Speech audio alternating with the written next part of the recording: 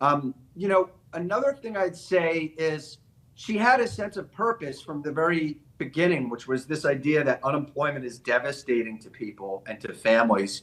And she wanted to be a person who addressed that in any way possible. And then finally, I think this is the most important lesson, and it comes back to me to the love story that we started out talking about, is my lesson from her is choose good partners.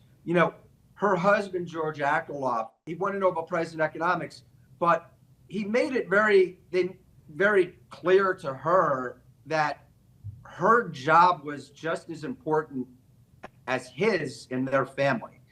And that when she got offered an opportunity to go work in the Clinton White House, and he was on staff back at Berkeley, he said, "Yeah, let's do that." And when she got an opportunity again to come back to the Fed, and they were back in Berkeley, California, he said, "Yeah, let's do that." And over and over again in his career, he made himself her supportive partner, and it mattered. It helped.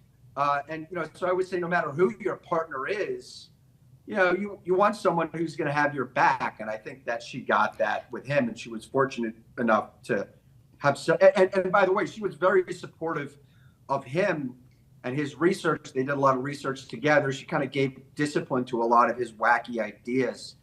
And in terms of family life, that was a full-on partnership too. He thought she had every right to have a full career the way he did.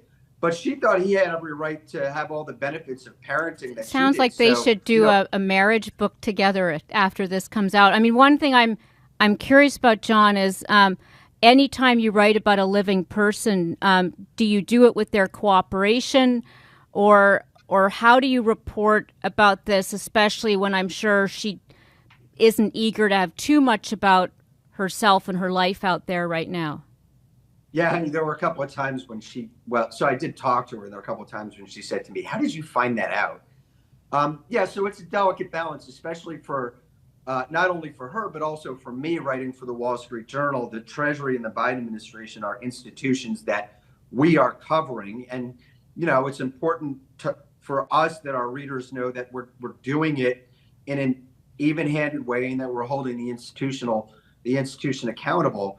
So, I think for me, I just tried to live by Wall Street Journal values, which was to be upfront with her, to not pull my punches. So I let her know at the beginning of the process that I wanted to write a book.